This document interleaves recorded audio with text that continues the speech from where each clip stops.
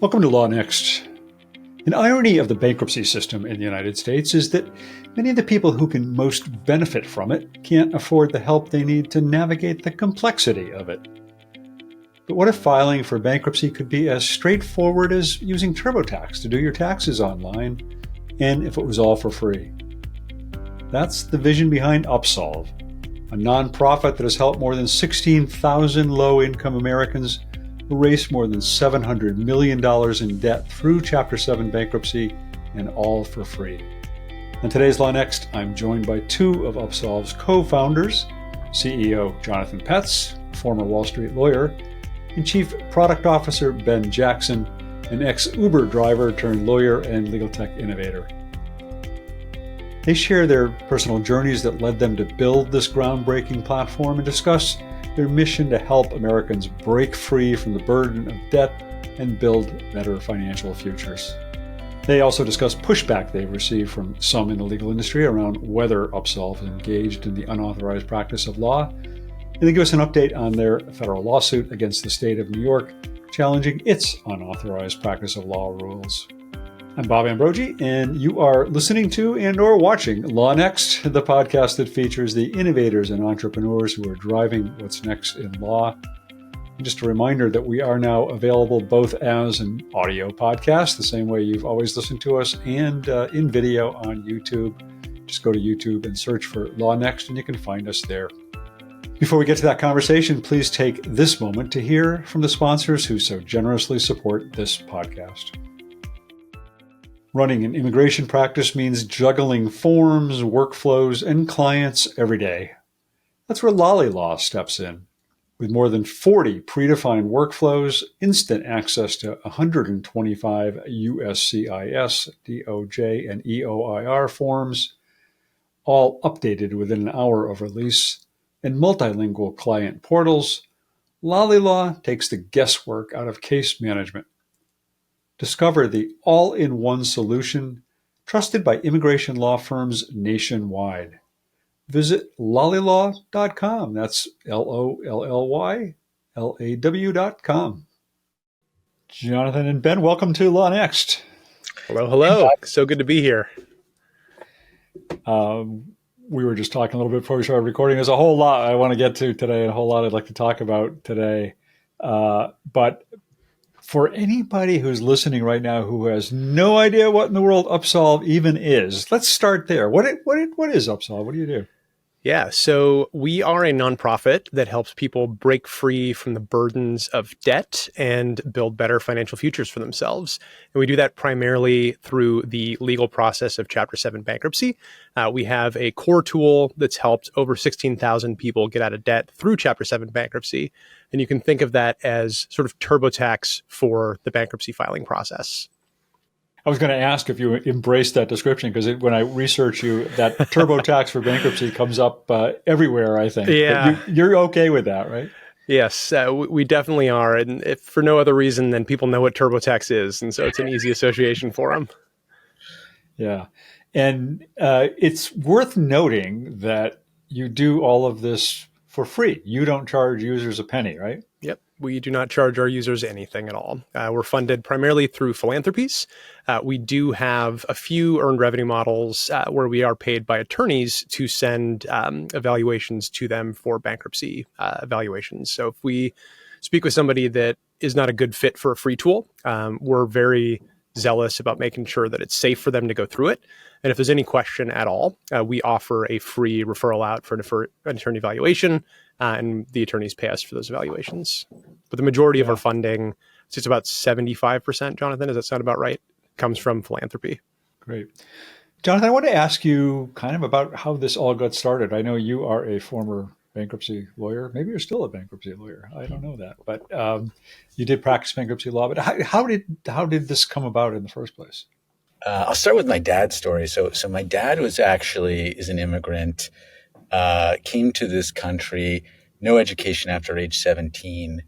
And his big ambition for his sons were to become lawyers, to go to fancy law schools, and to work at Wall Street law firms. I thought you were going to say medical school, so that's good. At least you Yeah. went to the right school. And so for the first 34 years of my life, I executed my dad's plan to perfection. And then I got fired from two of those Wall Street law firms, Milbank and Morrison and Forster.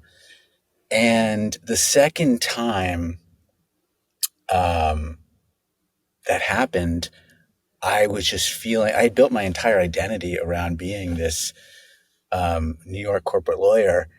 And I felt so helpless and sort of powerless and lost. I went through a dark period of about a year, just trying to find like what was next.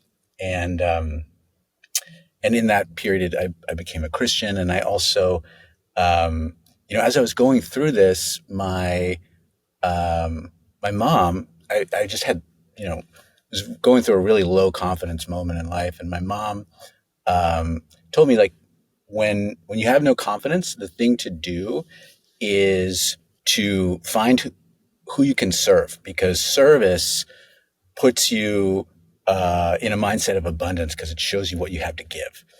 And so I thought to myself, well, like, these past few years, who did I serve that made the most impact, and how can I help more people like them? And what immediately came to mind was my first pro bono client, who was a woman named Keisha in South Brooklyn, single mom, had gotten in a car accident, $40,000 in debt. And I helped her file these 100-page forms for Chapter 7 bankruptcy. And she called me back basically a year later, and she was this big success story. She had a better job. She was debt-free. She had a 680 credit score, and she had this new hope for her future. She called herself Keisha 2.0. And so I asked myself, well, what would it take for me to help more folks like Keisha get a fresh start? Soon after that, I met my technical co-founder, Rohan, who convinced me that we could automate this process for low-income folks who couldn't afford lawyers, and help them get out of debt at a scale that hadn't been done at Legal Aid before. And a little bit after that, I met my other co-founders, Mark, the coder, and Ben, who you'll hear his story. But that's where it all started from. And that came, and Rohan was affiliated in some way with Harvard's Access to Justice program at that point. Is that right? Yeah, Harvard. This kind of Rohan came out of there. Yeah, my co-founder Rohan Pavuluri was a sophomore at Harvard at the time, who was a research assistant in Jim Griner's Access to Justice lab at Harvard Law. And Ben, you have a kind of a personal story as well in terms of how you got involved with this, right? Yeah, I do. Too personal when it comes to debt. So I had a small business fail, and I ended up with $60,000 in credit card debt as a result, which would have been rough for anybody. It was particularly rough for me because my work at the time was as an Uber driver. So I was making $20,000 a year trying to pay off $60,000 in credit card debt, and the math just didn't add up. Ended up on food stamps, which was definitely not something I had ever seen for myself. And after about a year and a half of really struggling, I was like, something has got to give. Like, there has to be some way that the amount of work that I'm doing and the amount of return that I'm getting from that work can kind of balance out, and I can move forward towards the American dream. And the way that I found was bankruptcy. I spent about 6 months trying to figure out how the heck bankruptcy works on my own. I tell stories on my podcast about having like stacks of the wrong forms from 3 different states, like on every flat surface in my house. Like, it was a fire hazard for sure. I muddled through it. I filed, and 6 months later, I had a piece of paper in my hands that said that debt was gone. And my response was twofold. Holy hell, this is amazing. I got to share this with more people. And why the heck was that as hard as it was? Like, this shouldn't be this complicated.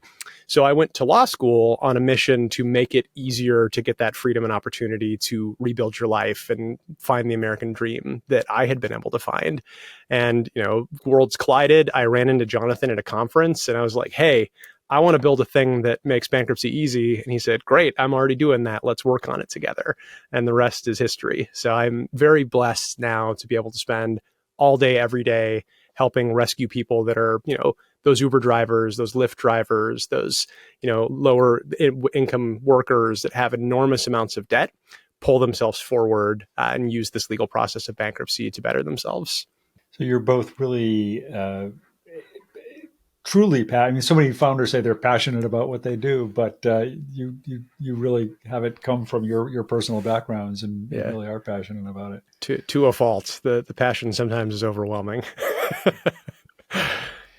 So how did you? I think it was 2016 that you first got together. Maybe came out with a product in 2017, if I have that right.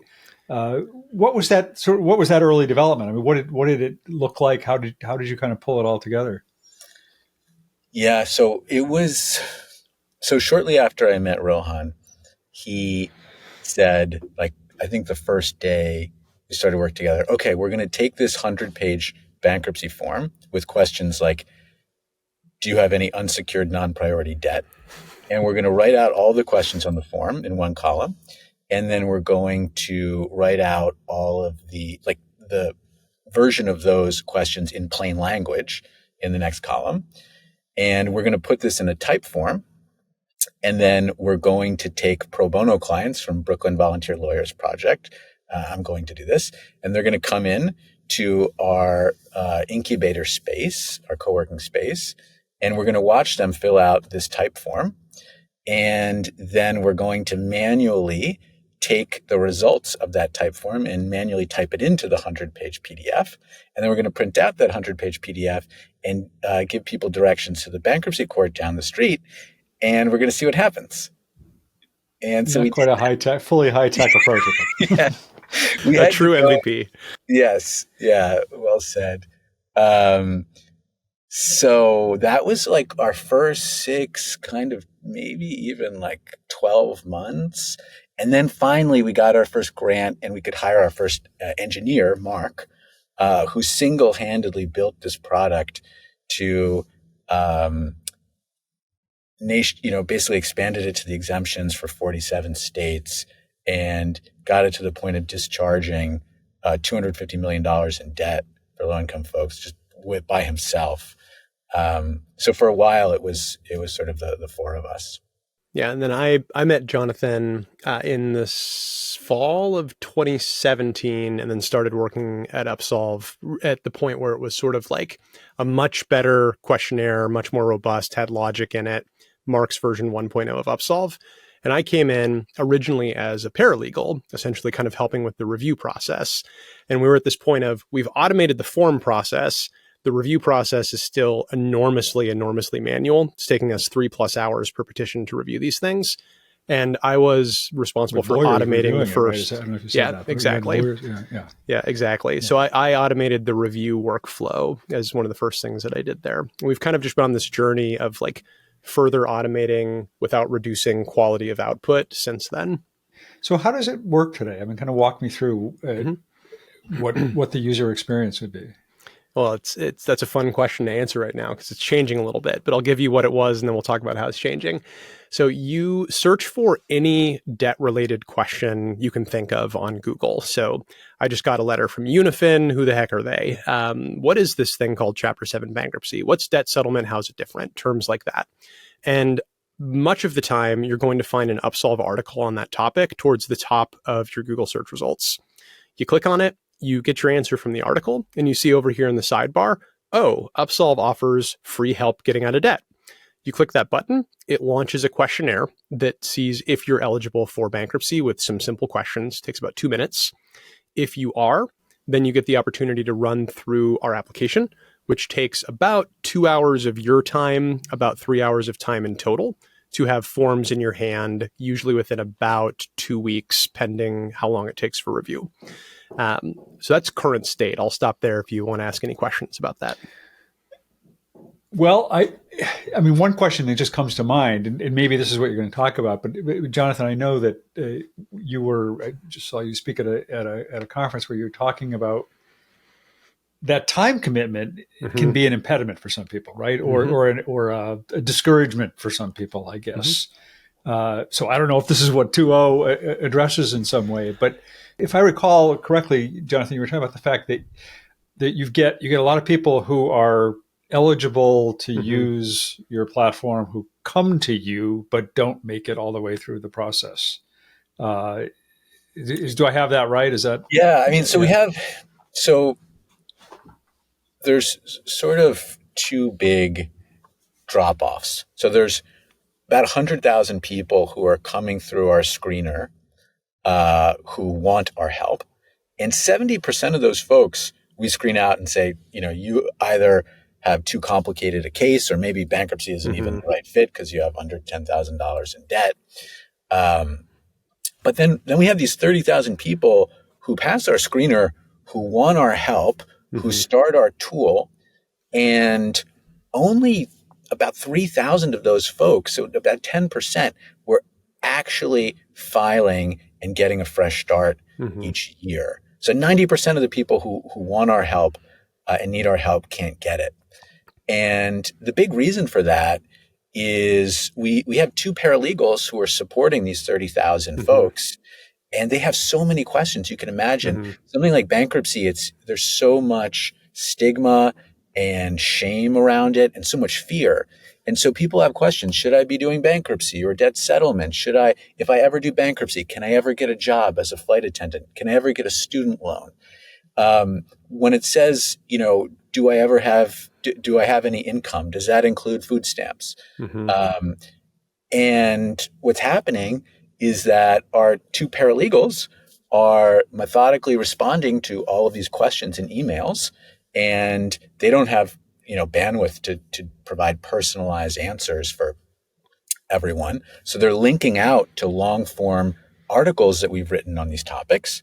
And so when a user has those questions that I just mentioned, they're getting links to 4 2,000 word articles, and not only it's not personalized, but they're getting those emails 5 days later, right? So that's 5 days where they have to leave the app, and then life just happens.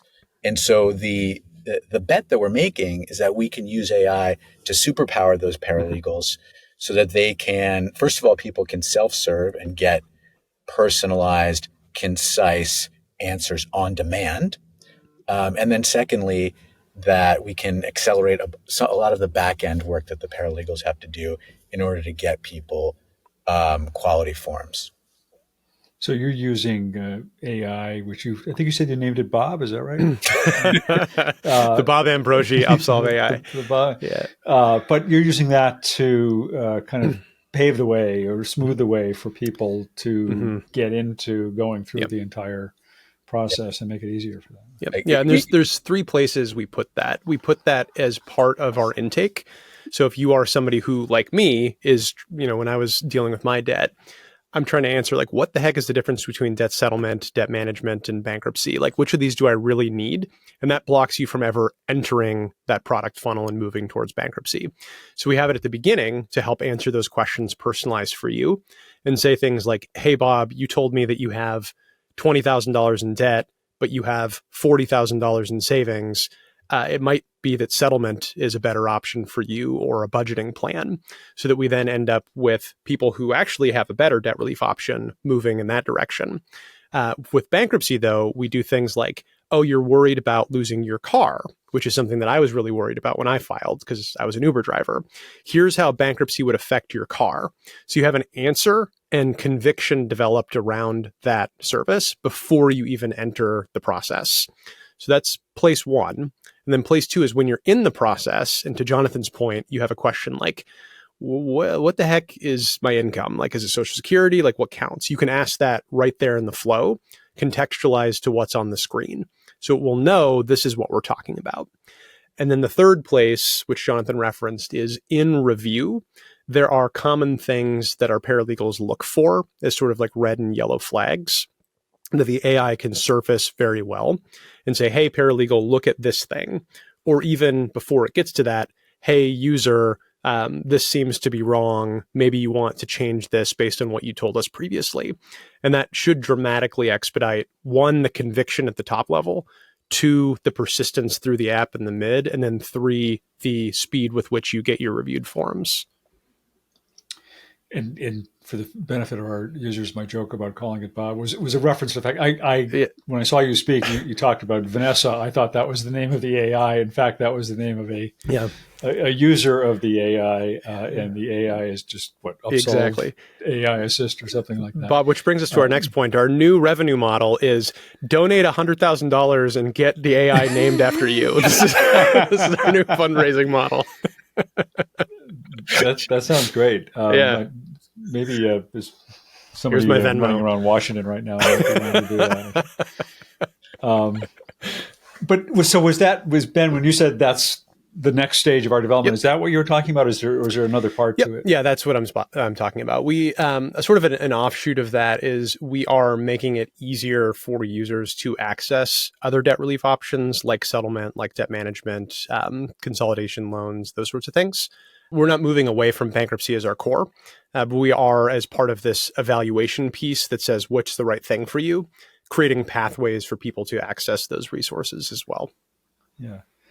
And what happens then? They go through this 2-hour process, 3 hours with collecting the information. What do they get? What do they do with what they get? They get a completed packet. They get instructions on exactly what to do with that packet. It even has like hey, I'm an Upsolve filer. Here's what that means form when they go to the court. We've heard actually from clerks that they love seeing those because they know that means the packets are prepared really well, which is a badge of honor for sure. And then when they go to the court, they file, they get their case reference number. They come back and they give that to us and we follow up with them to get it. And then they get case tracking along the way as we're connected to the PACER system for them. And so it'll tell them like, hey, look out for your letter from your trustee. And then they get updates if anything is needed in their case that we know of.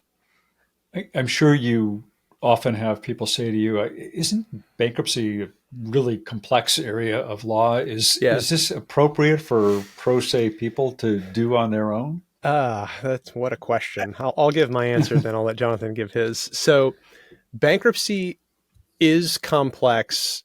It shouldn't be, and it doesn't have to be. The process itself is relatively simple. It's just gummed up with a lot of jargon and like a lack of a table of contents for what the heck forms you actually need. So we make it really simple for simple cases to proceed. The cases that are complex are ones where you have property involved, houses, expensive cars, things like that. And when we find people who have those situations, we refer them out to lawyers so that they can get the help that they need. We only handle the simple cases, which surprisingly is actually a large majority of the bankruptcy cases that happen at a consumer level. Jonathan, you want to add anything to that? Yeah, I would just say we're like our core user has an average annual income of $22,000. 32% of them are on public benefits like food stamps, disproportionately people of color, and $48,000 in debt.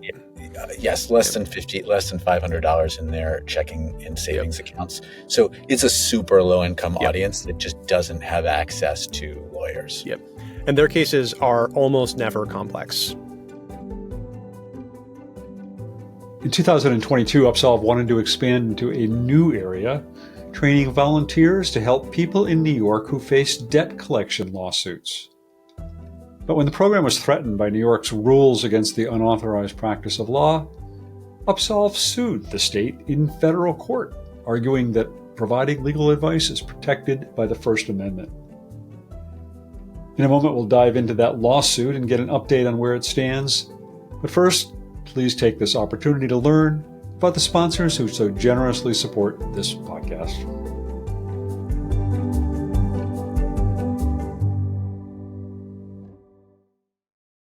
Do you need a simpler way to manage payments for your immigration firm?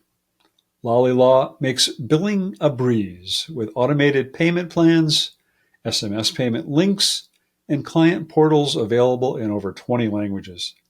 Get paid faster with credit card, ACH, and QR code options, all while giving your clients the flexibility they need.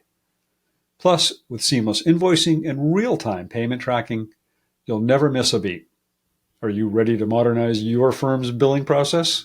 Visit lollylaw.com today. That's LOLLYLAW.com. LawNext.com. Welcome back to LawNext. Before the break, we were discussing how Upsolve helps low-income Americans navigate the legal challenges of Chapter 7 bankruptcy. Now, we're going to turn to a different kind of legal challenge, Upsolve's own battle in the courts to challenge the state of New York's unauthorized practice of law rules, which it's doing on First Amendment grounds.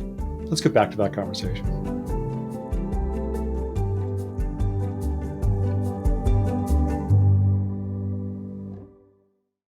On that issue of those who might question, pro se litigants handling these kinds of matters on their own, you were involved in there's a lawsuit going on. I guess it's still going on in New York, involving your, as I understand it, and you can tell me if I got it right, you had wanted to kind of expand into a similar kind of a service for people facing debt claims. Anticipating or because you were given some heads up that the New York Attorney General might consider that to be the unauthorized practice of law, you proactively went to federal court to, I guess, get a declaratory judgment or something that was not UPL. Can you kind of tell us about that, John? Can kind of maybe fill us in a little bit on that case and what's happening with that? Yeah, I think that was a really good, concise summary, Bob. We don't, in the medical profession, there are all kinds of common operations, common medical procedures that don't require a doctor to perform, that a nurse or a nurse practitioner can do.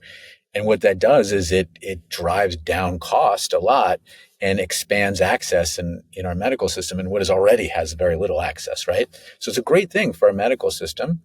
And unfortunately, in our legal system, we don't have that. Any legal advice that is being given, no matter how trivial, has to be done by a licensed lawyer who went to law school for 3 years and has, however many $100,000 worth of debt as a result of that.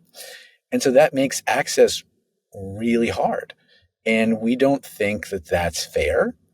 And so we filed this lawsuit. We have our co-plaintiff, Reverend John Udo Akan, is a pastor in the South Bronx, and he had many members of his congregation who were being sued by debt collectors. And he wanted to take our training manual on how to fill out the one-page answer form on how to respond to these debt buyer lawsuits to help folks not default. And if he did that, that would be unauthorized practice of law. And so we filed a lawsuit against the state of New York, saying that this is unfair and that, in fact, it's a violation of the First Amendment of the Constitution. We ended up winning at the district court, Southern District of New York. The court agreed with us, and now this is on appeal to the Second Circuit, and it was argued last March, I think, or May. It was May. Yeah. May. It was warm, too warm for March. Yeah. But it's been pending on appeal for a long time. So it's going to be very interesting to see what happens at the Second Circuit. In the meantime, the NAACP filed its own version of this lawsuit for low-income South Carolina residents who are being evicted. The NAACP wanted to provide non-lawyer eviction assistance, and that lawsuit has been victorious. So that's kind of an amazing thing. I mean, Brown versus the Board of Education, NAACP, that was sort of one of the real reasons that I went to law school. So there's this replication happening of it, but it's very much uncertain. Is it going to survive on appeal? And that's what we're going to find out. Yeah. Have you faced the UPL issues in any other state or jurisdiction, or for this for Upsolve? Has any other state or jurisdiction said you can't do this? This is unauthorized practice of law? Well, we did have in the state of Maryland, we did have a order to show cause as to whether or not we were UPL, and we spent 2.5 years of our life responding to that. But at the end of the day, the court agreed that we were not engaged in the unauthorized practice of law, and we got a a clean bill of health from the UPL Police of Maryland, which was very exciting. Yeah. Curious if you you mentioned clerks are sometimes happy to see that the pro se filers have used Upsolve. Do you get feedback from judges at all? Not really. Judges don't interact with our cases. The way that Chapter 7 bankruptcy works is a case will only go in front of a judge if it's contested in some way. And because our users have no assets and are so low income, they meet with the trustee, and then that's pretty much it. Yeah. Okay. Do you see what you've built and developed here and what you're doing here as a model in any way for using technology in other ways to expand access to justice? Yes. I can see Ben's eyes light up at that. Yeah, I absolutely do. I will try not to go on a rant here, but so much of the legal system stands in the way of justice. The high cost of attorneys, the confusing timelines, like the fact that there are timelines at all that drag on for years and years and years. Like, it just makes it hard for anybody who doesn't have resources to ever actually get justice and equality in our society. So there are many, many pieces of low-hanging fruit where things like what we did can help people better participate in the process in ways that are substantially better than the status quo. And we kind of look at everything from like a first do no harm perspective. And if the status quo is there's substantial harm happening because you can't access what you need, then basically anything puts people in a better position than that. Now, you do that responsibly. You do that in ways that don't clearly and directly violate laws, because that's in no one's interest. But there are many, many additional access to justice things that can happen with simple technology. I also think, and this is where we risk going deep into the weeds, but I also think in the advent of AI, where I can go into ChatGPT right now and ask it any question that I want about any legal issue, and it doesn't even try to hedge its responses anymore. It just says, here's the answer to your question. Like, if I tell you enough times, like, say what I should do, it'll tell you, here's what you should do. I think in that world, we're in a situation where people are going to become more and more accustomed with guidance coming from more and more diverse types of experts, even if that's not the conventional branded licensed lawyer framework. Yeah. Jonathan, anything else you want to add on that? No, I couldn't say it any better than that. Yeah. Do you see yourselves as expanding beyond bankruptcy at any point? What a great question. I think we really see ourselves expanding to helping people with their debt earlier in their journey of financial distress, because bankruptcy is always a last resort, and it applies to a really small number of people. But we have nearly 2.9 million people who are visiting our site every year, consuming our content on different debt topics, and most of those are shouldn't file bankruptcy or don't want to file bankruptcy. And so how can we better serve that audience and partnership also with other nonprofits that are serving low-income folks dealing with debt that may not be bankruptcy? Yeah, we have a strange predicament that we're in, Bob. So maybe you can think about this and send us an email after and tell us what the answer should be, or audience, call in. So we have a tremendous amount of impact in the thing that we most care about through bankruptcy. And the thing we most care about is how much money, how much net worth is in the pockets of low-income Americans that wasn't there before because of the intervention that we brought to them. And we have not even come close to delivering as much as we can through bankruptcy to the people who are qualified for bankruptcy. As Jonathan mentioned, we have 30,000 qualified people per year, but fewer than 10% of them end up filing. And the predicament that we're in is that anybody that we move in any direction other than bankruptcy from the tools that we create, we end up reducing our total impact for those people that we could help, because we're putting them in services that have less of a positive effect on their net worth and their lifetime wealth. So one of the things that we see ourselves as we think about new products and is like, how do we take 2016 Ben, who was very confused about the options, not sold on bankruptcy, not sold on whatever. And how do we make his decision clear? And so we're thinking of becoming sort of this triaging or like friend who understands the landscape tool for people first and foremost, and then delivering our bankruptcy as the primary intervention that we offered because we're expert at it, and then helping people get connected to other resources, nonprofits, et cetera, who can help with those other services. Because if I build a settlement tool, it means I have lower impact with my bankruptcy. If I build a consolidation tool, et cetera, et cetera. Yeah. And does that remain a tech solution, or does that begin to approach some human involvement as well? Yes. Yeah, it's that was an either or question. Yeah, it remains to be seen. It remains to be seen, like at scale, how people engage with AI. And my theory is you're always going to need to keep some degree of human in the loop for people that are just either not comfortable with the AI or have reached a level of complexity in their questioning, where you're going to like run into hallucination challenges with what the AI is responding to. So our hope is that we still have humans available to answer questions that are just seamlessly embedded into the AI workflow, but that we dramatically reduce the load of simple questions on those humans' time by having the AI answer those questions. Yeah, you made the medical analogy earlier, but it sounds like you're talking about getting into preventive medicine here and keeping people from the point of ever having very much to, so. Yeah.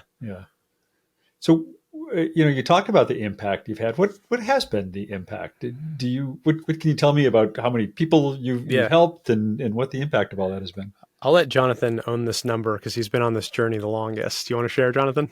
Yeah, we've helped over 16,200 families get a fresh start, erasing over $700 million in debt, and increasing their net worth by over $1 billion. That's really amazing. That's quite an impact. We talked a little bit earlier about your whole funding model, but I wanted to just talk a little bit more about that and get a better sense of kind of what your funding sources have been, what you do to raise money. If people are listening to this now and say, "Geez, I want to help," but give me a minute to put my Venmo up on the screen.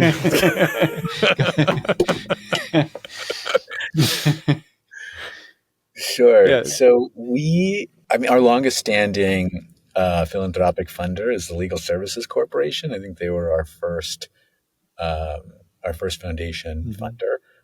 They funded us basically every year since. And I think our core audience are foundations that fund economic mobility. So there's 16 million low-income Americans in debt whose path to the middle class is blocked by that debt. And so the thesis is if we can build tools to remove that debt and unblock them, that more folks will be able to escape poverty and reach the middle class.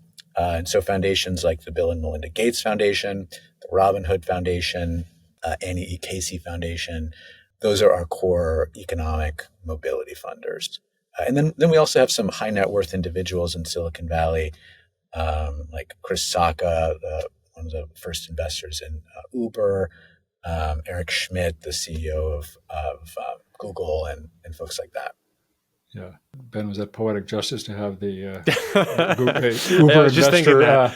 I know. I was just thinking. I wonder how much more he would have given us back then if I'd been like, "Here's how Uber tricked me into thinking that I was an entrepreneur." And yeah, for sure. Yeah. But then you also get service fees of some kind from lawyers, or how does that work? What's the relationship with the lawyers, and what do they pay you for, or how do you get money from them? So as Ben said, bankruptcy can be really complicated. There's all kinds of really complicated bankruptcy cases. I would say, over half of them. And so for those folks, they shouldn't be using a free tool. Most of those folks don't want a free tool, even if they could have one. They want to talk to a lawyer. And one of the things we learned was that lawyers are willing to talk to folks, to give them a free consultation, bankruptcy lawyers, and actually pay us a referral fee, a evaluation fee, a connection fee, Um, and Not a referral fee. yes, Yeah, exactly. and the reason is because, of course, like, there's 2% of, some percentage of those folks that they're having consultations with, they're going to be able to retain as clients for a $2,000 fee. And so it's a really nice way that we can offer this free service to folks who aren't a good fit for our tool, and then sustain the free tool for the folks who really need it and can't afford lawyers.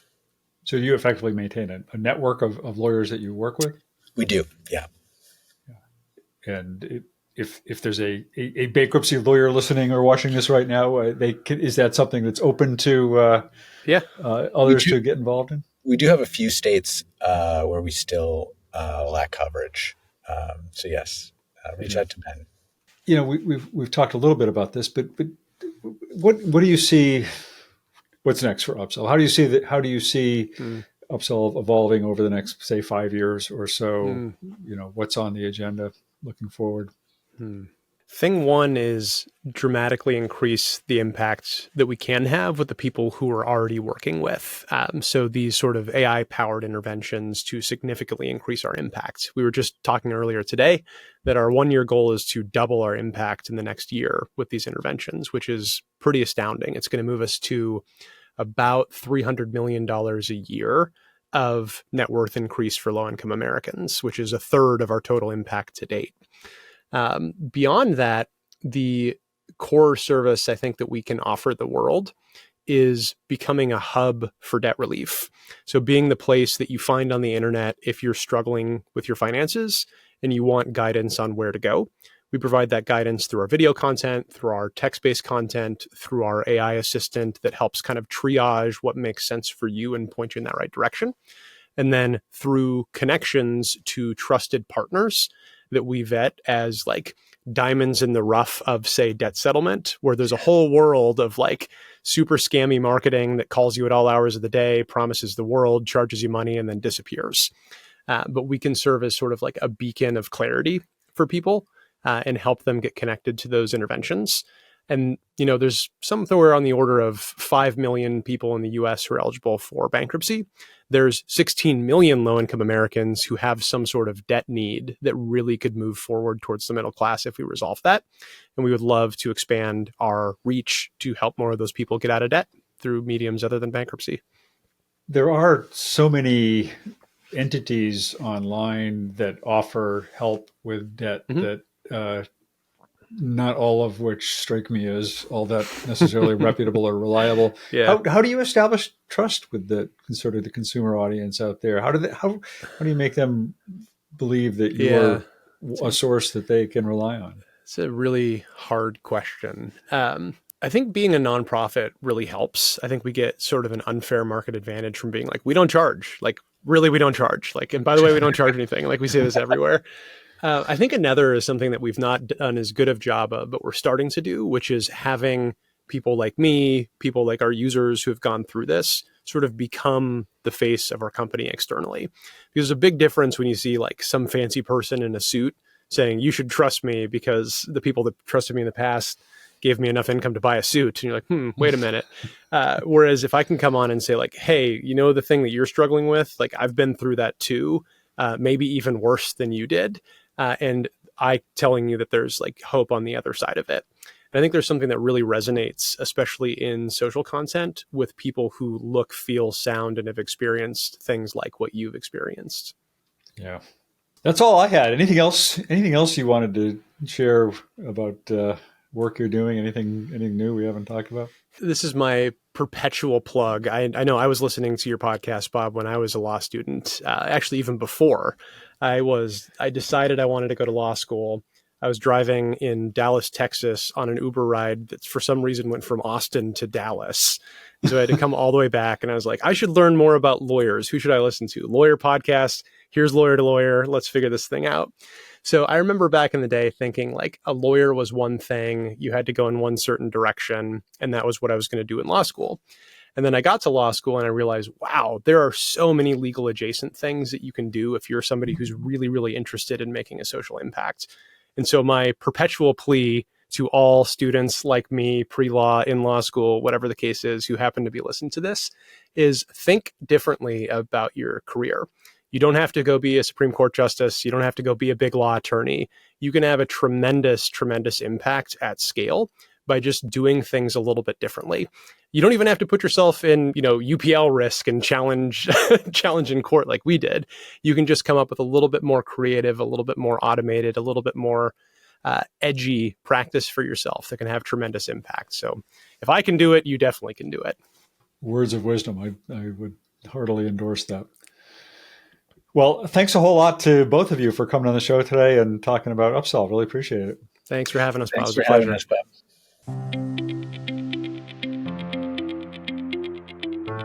Thanks for listening to today's show. I hope you enjoyed it. If you'd like to share your own thoughts or comments, just message us. I'm on LinkedIn or other social media, or you can just email me directly, ambrogi@gmail.com. And if you're a fan of the show, leave us a review wherever you get your podcasts. LawNext is a production of LawNext Media. I'm your host, Bob Ambrogi. Please join us again next time for another episode of LawNext.